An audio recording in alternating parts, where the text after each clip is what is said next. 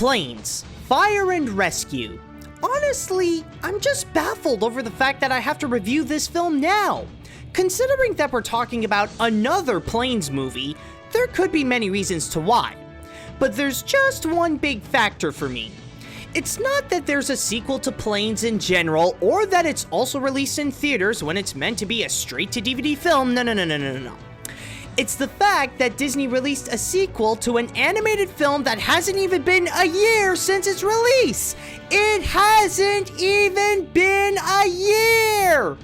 But anyways, did Dusty get himself into another piece of embarrassment, or is it something in which he can actually redeem himself with? Let's find out. The story. I don't think anyone is ever expecting top quality writing from something like a Planes movie. And with that said, it seems to meet expectations. The story is just the same predictable style of the main character and his journey to become a somebody, which in this case is Dusty trying to be a firefighter. In fact, the plot actually sounds pretty similar to the first film. Just replace every notion of being a racer and replace it with being a firefighter. Even some of the conflicts and twists this movie has sound a bit of the same as before. Although, let's be honest, it's not that surprising that this has a case of lazy writing. I mean, it's a freaking Planes movie, what do you expect? However, there is one thing I will give this movie credit for. If you recall in my review of the first Planes, one of my biggest problems I had with that movie is that the structure of the story is completely messed up by rushing the setup and the training in the first act, then spend the rest of the hour on Dusty at the big race. Here though, the movie fixes that by giving out a proper structure, with a beginning showing why Dusty has to go firefighting, a middle where it shows his training and meeting the new characters, and an end where Dusty and the crew have to extinguish the big fire. That and some of the risk factor have kicked up a notch. Whenever the characters are in pain or in danger, it's actually pretty effective by showing the aftermath and the damage. But like I said before, the story is lazy and very predictable, but at least it improved a bit. The animation. If there's one thing I'll give to the first one, it's that the animation is not that bad. It ain't Pixar quality, sure, but it still looks good enough for an animated feature. As for the sequel, the same applies here too. The biggest highlight of these Planes movies are the flying scenes, and this one offers a lot of them, giving out plenty of moments where the movie becomes pretty interesting to watch. Plus the fact that many of the fire sequences add a bit of intensity and action to the scenes.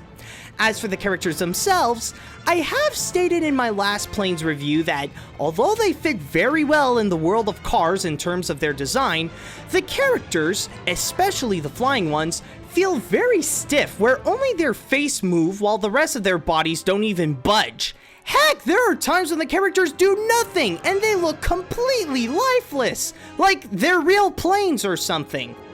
But then comes the backgrounds, which honestly feels like a mix.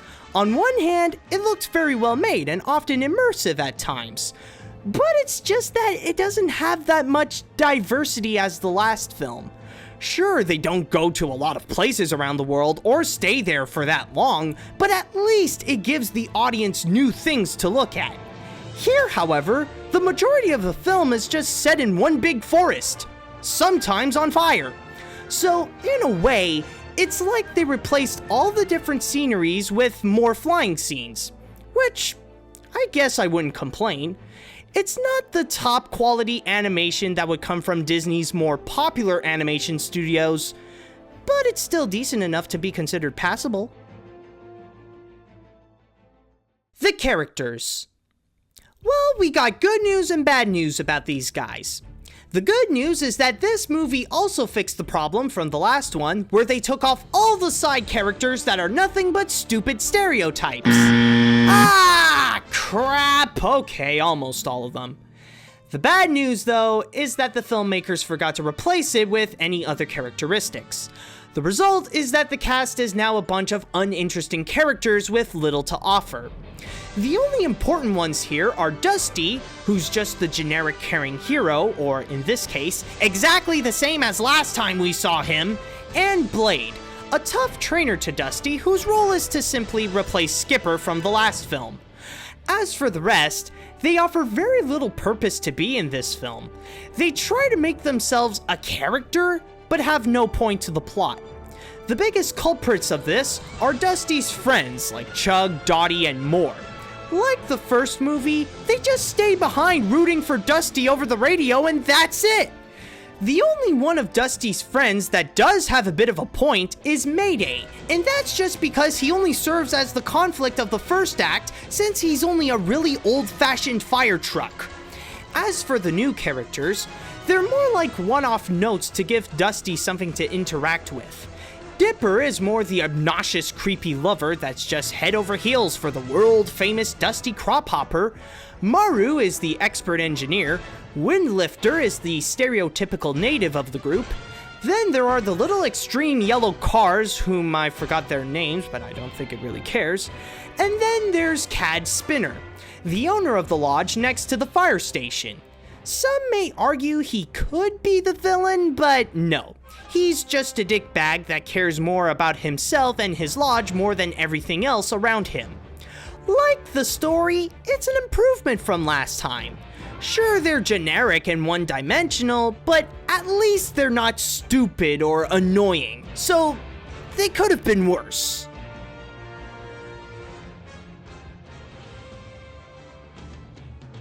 Well, it's better. But since we're talking about a Planes movie, that's really not saying much. Although it's a step up from its predecessor by giving a better plot structure, much less dumb stereotypes, and some good animation, Planes Fire and Rescue is still an uninteresting movie with a very predictable story and forgettable characters. This is something that I'd only recommend to those die-hard Cars fans, to the point that they even like the first Planes. As for the rest, it's a pass or a rental if you're really curious, but either way, you're really not going to miss much if you decided to skip it.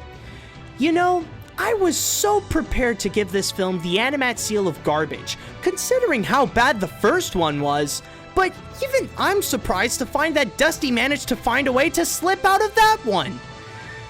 Well, guess I'll save this seal when a Weinstein or a Sony Pictures animated film comes along.